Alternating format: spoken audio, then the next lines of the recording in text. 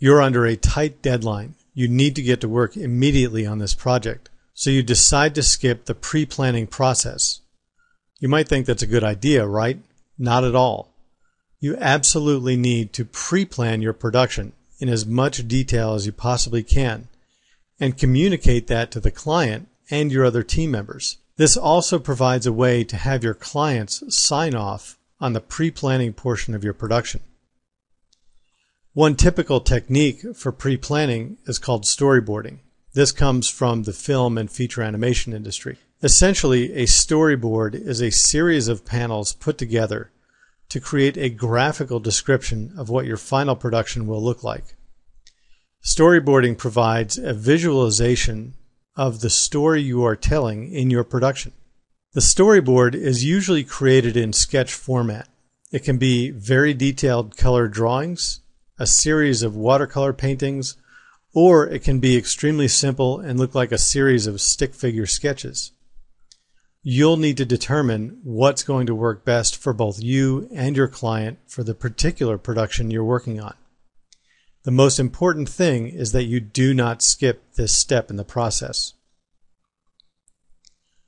The level of detail that goes into the storyboard is again dependent on how well you know the client, how well they trust you, whether or not you've done this type of work before, and how complex the production is going to be.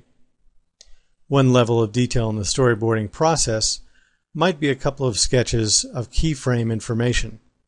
Essentially, you'll describe in visual format what happens in each scene and in what sequence. You'll learn some of the terminology as we get a little further into the process. You may also have other information within a storyboard frame. You may have camera information, color and material information in the storyboard panel. You may have cues for animations within each storyboard panel. Is an object going to rotate a little bit at some point? It's these sorts of things that you'll need to determine whether or not they need to be in the storyboard. Keep in mind, do not skip on information that will help communicate your idea to your client.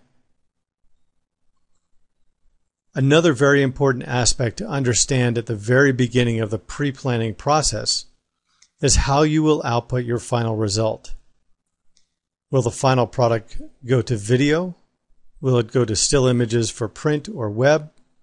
If you're going out to print or web, you need to know the file type and you need to know the resolution. Very high resolution images can take a very long time to render. So you need to know ahead of time if you need a high resolution image. If you're going out to animation, you add more complexity to the process of output.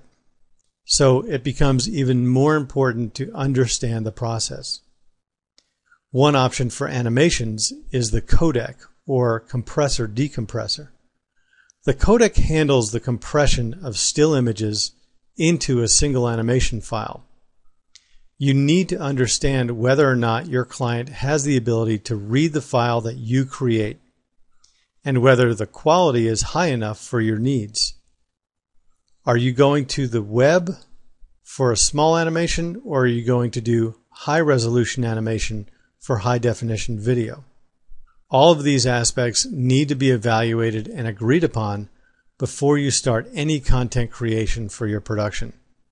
Keep in mind, do not skip the pre-planning stage, but make it an appropriate level of detail for the size and scope of your animation production.